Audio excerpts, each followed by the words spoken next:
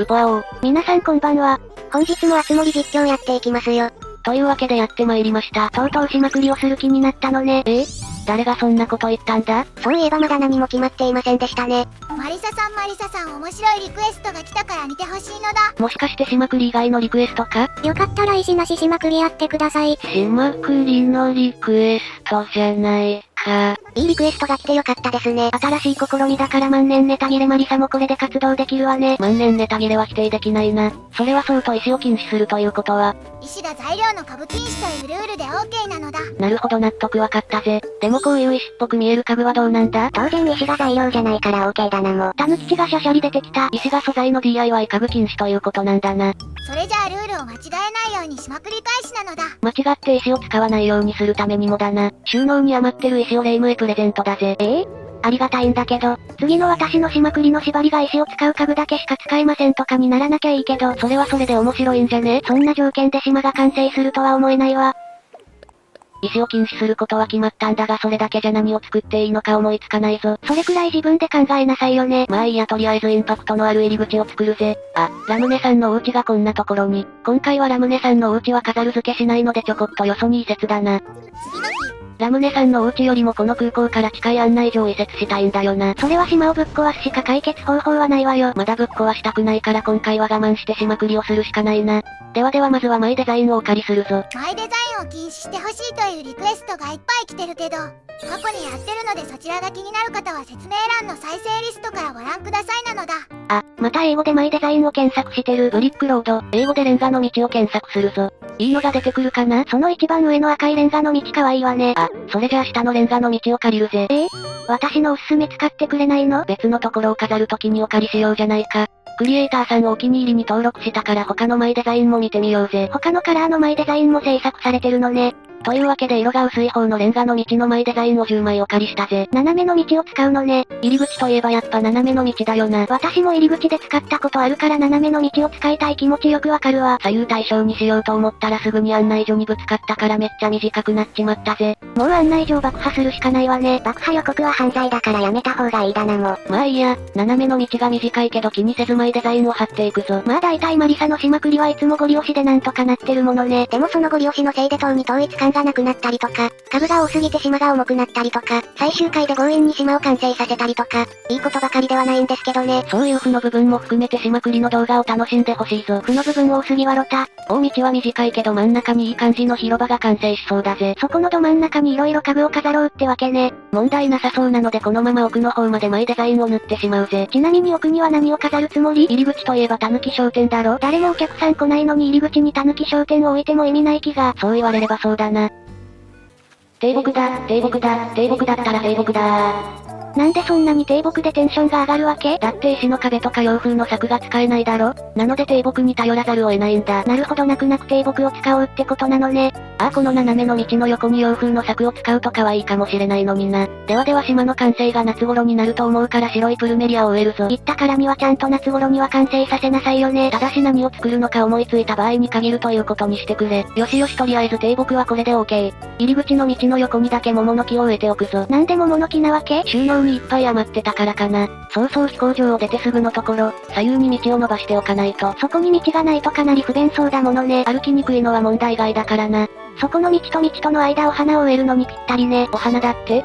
そんなわかりやすいもの植えないぞ。さては何かいいことを思いついたな。収納にお片付けした時に大量発生していたあるものがいっぱい余っててな。まさかかぼちゃを？かぼちゃよりもトマトの方が可愛いかも。ではトマトを試しに植えてみようじゃないか。全然トマトを植えてるところ見えないんですけど。でもこの目を見れば一発でトマトというのがわかるだろ？野菜の目の形なんて覚えてないからよくわからない。レイムもまだまだだな。トマトはこれで OK。トマトが3つ実るようにちゃんと水やりをしてと。美しい島条例でも野菜の水やりはきちんとしないとダメなのよね。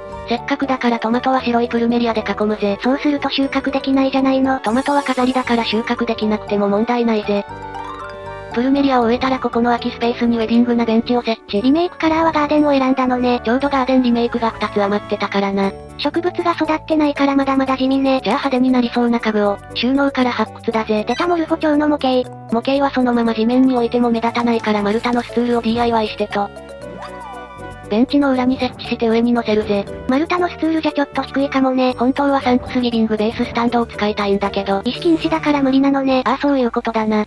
さあ次は広場の飾り付けだ。こういう広場を見ると噴水を飾りたくなるわよね。まあ普通の噴水は飾るわけにはいかないから、公園の噴水の出番だぜ。あ、マイル家具だからこれはセーフね。よしよし、入り口だから贅沢にあれを飾ることにするか。まさかマリサさん。石が使えないからちょっと贅沢に行こうではないか。石っぽい家具も禁止にすればいいのに。皆さんレイムさんに共感するコメントはお断りだなも。あとはみんな大好きスクーターを注文だぜ。みんな大好きかどうかはわからないけどね。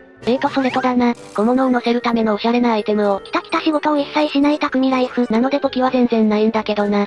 それで小物を乗せるおしゃれアイテムってモロッコクフだぜ。これって椅子なの？それとも座布団的なものなの？ヤギの皮を立体的にパッチワークしたクッションなのだ。クッション？ヤギの皮？椅子でも座布団でもなかったな。カラーバリエーションが豊富だけど今回はホワイトを注文しておくか。本日はキャンプサイトに宿泊のお客様が来られています。スカウトする時間はないけどお邪魔します。モチーフが謎のタキュさんね。ターキーがモチーフなんじゃないかというコメントをいただいたのだ。